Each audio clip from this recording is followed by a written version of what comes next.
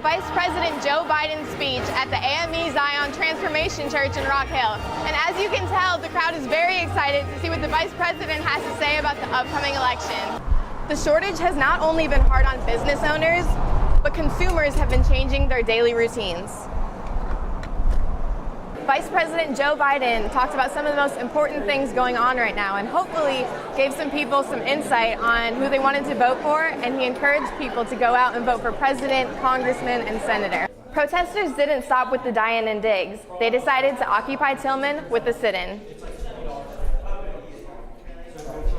The main culprit in releasing information is usually the victims themselves. Criminals can easily access your information straight from their homes by getting phone numbers and pictures off your Facebook, Instagram, and Twitter.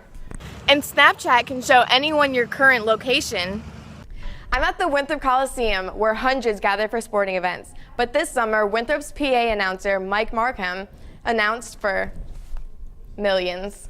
As you can see, it's not too bad here in Rock Hill, just a light rain, not too much damage, but students are concerned more about their families and their homes on the coast. This summer, Mike Markham flew like an eagle from South Carolina to Rio. This is Kelsey Mikeska, Winthrop Close-Up. A little figure 8 on your arm. Like ice skating. Like ice skating. It's not really tight at all. Just easy peasy. Easy peasy. All right, I'm gonna finish this up. I'm Kelsey Mikeska, Winthrop Close-Up.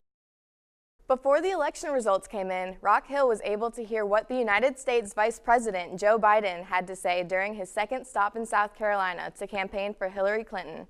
I was there as he got the people ready to vote. Can we just talk about Young O Primo? That was probably the most interesting interview I've ever done. Very interesting. Nobody's buying his music. Overall, it was a really good semester. Winthrop Close-Up would like to say good luck to the class of 2020 and hope that their transition in college is successful. Welcome back to Winthrop Close-Up.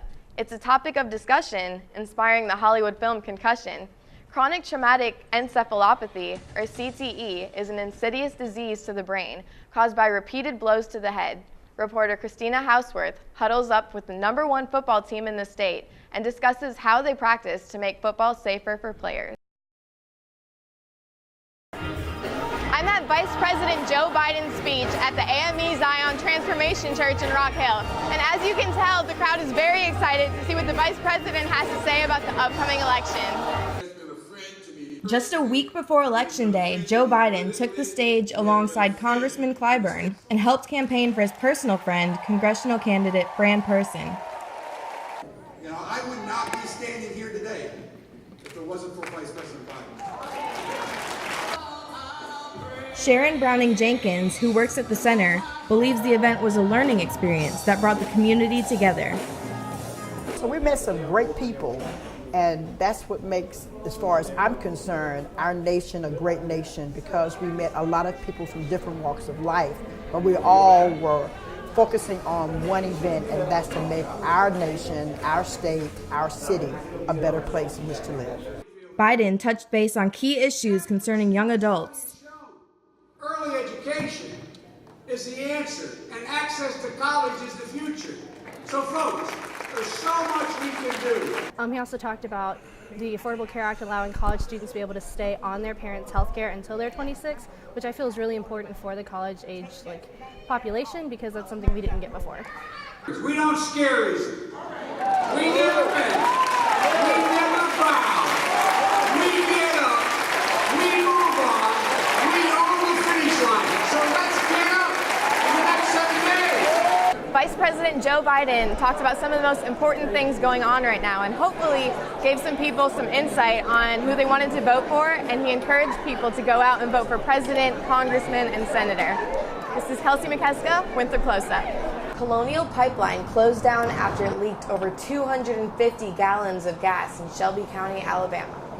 The pipeline supplies gas to several states, and some places have seen as much as a 15-cent increase in gas prices. Some Rock Hill gas stations have ran completely dry, while others have been raising prices in order to prevent it.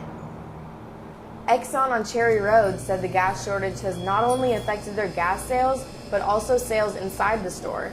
Sales completely plummeted the day after the leak.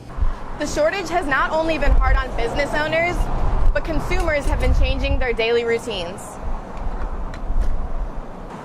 I didn't have a ride for a while, and Like, my sister ran out of gas, so my dad had to go get her, so she couldn't find gas anywhere either. The day after the leak, drivers raced to the pump to beat hour-long lines and get the last couple drops of fuel. It was crazy. People was out here fighting for gas, arguing for gas, all kinds of gas, $10, $3.99. With the lack of gas and the rising prices, people have had to ration out their gas or cut down on unnecessary spending. It's been real difficult to find gas in Rock Hill, and because of that, I haven't been able to go anywhere. It's messing up my album sales, it's messing up my YouTube sales. I can't hardly market my music. Colonial Pipelines has stated that they have fixed the leakage and that things should be getting back to normal within the next couple days. I'm Kelsey Mikeska, Winthrop Close-Up. One Winthrop student living in a walk-to-campus house recently had unknown men knocking on her door at strange hours asking for massages. After contacting Walk to Campus about the issue, they found that the woman's picture and address had been posted on a sex website by a former friend. And then they gave us options on either to stay at the house, and they would beef up security, give us lights, motion sensor lights, give more surveillance. They gave us a home security system, or we could move to the apartments.